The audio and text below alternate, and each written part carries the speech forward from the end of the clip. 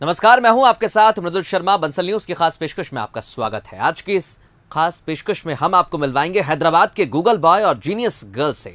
सबसे पहले Google boy से मिलिए।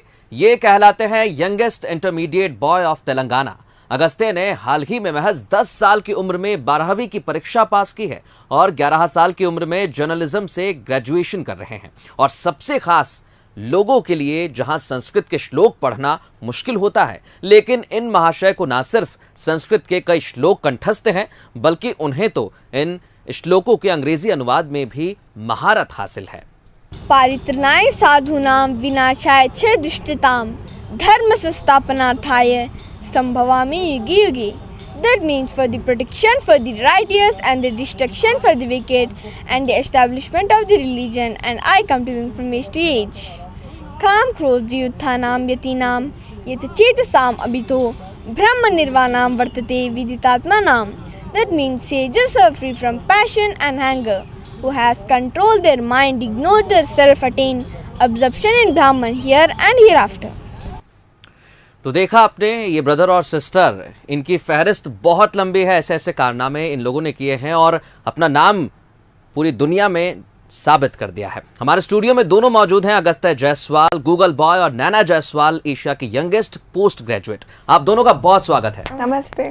सबसे पहले अगस्त्य और नैना, आप लोगों को बधाई। और मैं तो बिल्कुल शॉक्ड हूं कि आप इतने सारे काम करते हैं एक साथ ही। अगर टेबल टेनिस की भाषा में कहें तो पढ़ाई में तो आपने टॉप स्पिन मारा है, टेबल टेनिस आप खेलते ही हैं, साथ ही साथ पियानो बजाते हैं और भी कई चीजें हैं। अगस्त्य, हाँ। इतनी कम उम्र में इतना सारा टैलेंट आखिर कहाँ से लाते हैं आप ये? एक्चुअली मेरी तरह सब बच्चे कर सकते हैं, जैसा मैंने किया सब बच्चे कर सकते हैं, और उन्हें स्पेशल ट्रेनिंग की ज़रूरत है। अगर उन्हें स्पेशल ट्रेनिंग दिया जाए और उनके पेरेंट्स उनको टाइम स्पेयर किया जाए तो वो भी मेरी तरह और मेरी सिस्टर के साथ बन सकते हैं। और उन्हें मोबाइल फ़ोन से दूर रहना चाहिए, मोबाइल फ़ोन्स और वीडियो गेम से दूर रहना चाहिए। बिल्कुल। क्योंकि इन चीज़ों से उनका आइज़ ख़राब भी होता है और उनसे एडिक्शन भी होते हैं उनको। नहीं सुना है कि आप छोटे छोटे बच्चों को मोटिवेट करने के लिए और इवन आप कॉलेजेस में भी मोटिवेट स्पीच वहाँ पर देते हैं, तो कैसे आप मोटिवेट करना चाहते हैं हमारे चैनल के माध्यम से? मैं सभी दर्शकों को एक मैसेज देना चाहता हूँ कि एक सफल इंसान कैसे बनते हैं, कि हमें जीवन में एक सफल इंसान बनने के लिए हमें संघर्ष करना चाहिए और हमें समझना चाहिए कि वही सबसे तेज़ चलता है जो अकेला चलता है, और हमें सफलता के लिए और चलना चाहिए। और जीवन में प्रत्येक सफलता कार्य पहले असंभव लगता है, परंतु अगर आप उद्यम ही सफलता की चाबी समझते हैं तो सब कुछ संभव है। और हमें चाहिए कि एकाग्रता बनाए रखनी चाहिए जिससे विजय संभव हो। यह हमें जान लेना चाहिए कि भाग्य साहसी का ही साथ देता है, और हमें सत्य है कि सफलता अत्यधिक परिश्रम करना चाहती है और हमें परिश्रम करना चाहिए।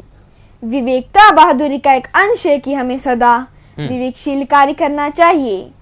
चाहे कितनी तेज हवा क्यों न चले, पहाड़ विचलित नहीं होते, उसी समान हमें स्थिर रहना चाहिए। अपना अधिकार सिर्फ कर्म करने पर ही होना चाहिए, परंतु फल में नहीं होना चाहिए। आपको मानना होगा कि आपकी शक्ति ही आपकी सफलता है। मेहनत, हिम्मत और लगन रखो और देखो कल्पना कैसे साकार नहीं होती। बिल्कुल। और यही रहा एक सफल इंसान का रहस्य।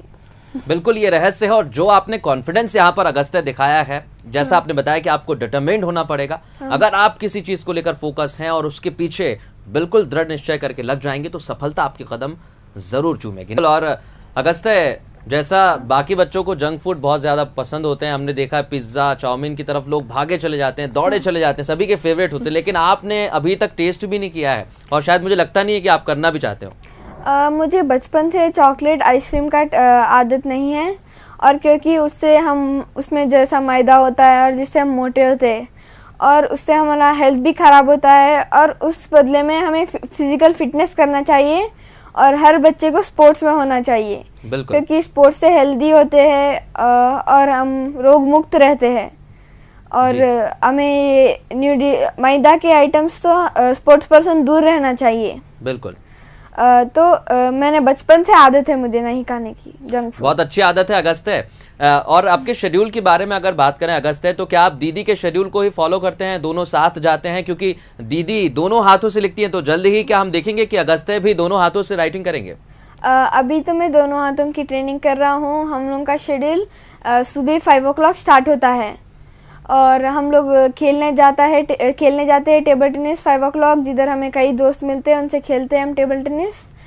फिर आने के बाद रेस्ट लेते हैं। रेस्ट लेने के बाद हम लोग फ्रेश होकर पढ़ाई कर लेते हैं। नैना दीदी जो है वो सिविल सर्विसेज का प्रिपरेशन करती है, इंडियन पॉलिटी, और मैं अभी as I want to become doctor, तो मैं अभी से प्रिपरेशन करता हूँ फिजिक्स और केमिस्ट्री बायो की, जैसा atoms, molecules, inertia, momentum, electrons, protons और what are quarks and force, light, sound, mechanics, electronics, से जो है मैं अभी से ही पढ़ता हूँ। फिर बाद में हम लोग फिर से टेबल टेनिस खेलने जाते हैं और टेबल टेनिस खेलने के बाद आते हैं। फिर थोड़ी देर रेस्ट लेने के बाद मैथ्स सर आते हैं 7:30 को। जब 7:30 को मैथ्स सर आते हैं, हम लोग मैथ्स कर खाना खाकर सो आते हैं। और बच्चे से टाइम में हम लोग music practice, piano music practice और सिंगिंग सॉन्ग्स। मैं अभी प्रैक्टिस कर रहा हूँ 2 hands की लिखने के लिए, बट आई सेपरेट लिखता हूँ मैं। और म्यूज़िक प्रैक्टिस और कई एक्स्ट्रा करिकुलम एक्टिविटीज़ करता हूँ। बहुत और अच्छी मैं बात है। टाइपिंग भी बिल्कुल करता हूँ। बिल्कुल अगस्त है, और आपको कॉन्फिडेंस देखते ही बनता है जिस तरीके से आप तमाम सवालों के जवाब दे रहे हैं। शेड्यूल आपको बिल्कुल याद है, और हमने तो ये भी सुना है कि आपको संस्कृत के श्लोक भी याद हैं। हाँ। अभी हमने सुना भी है, आप उसका इंग्लिश में कन्वर्ट भी उसे कर देते हैं, ट्रांसलेट उसे कर देते हैं। हाँ।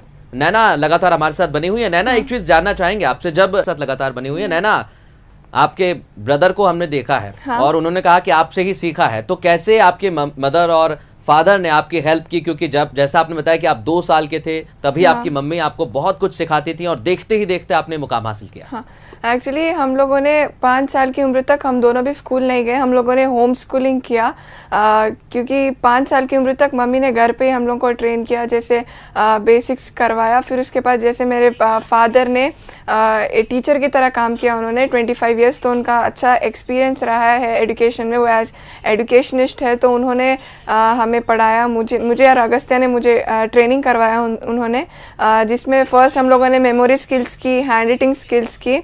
और ये सब करने के बाद हम लोग का ये उद्देश्य है कि हम लोग आंसर को मगअप नहीं करते, हम आंसर को समझ के अपनी ओन लैंग्वेज में लिखते हैं। तो इसलिए मैं कहती हूँ कि जीत और हार अपनी सोच पर निर्भर करता है। मान लो तो हार होगी और ठान लो तो जीत होगी। बिल्कुल, जरूर। अगर आप में दृढ़ निश्चय है, डिटरमिन्ड अगर आप हैं, तो जरूर आपको सफलता मिलेगी। नैना, आपके डेली रूटीन पर अगर फोकस किया जाए, हाँ। तो बहुत ज्यादा डिफरेंट है बाकी बच्चों की तरह जो आजकल junk food, mobile phone, video games में व्यस्त रहते हैं। लेकिन आप दोनों की बात की जाए तो ऐसा बिल्कुल नहीं है। हाँ, हम लोग का जो शेड्यूल है सुबह 5 बजे स्टार्ट होता है।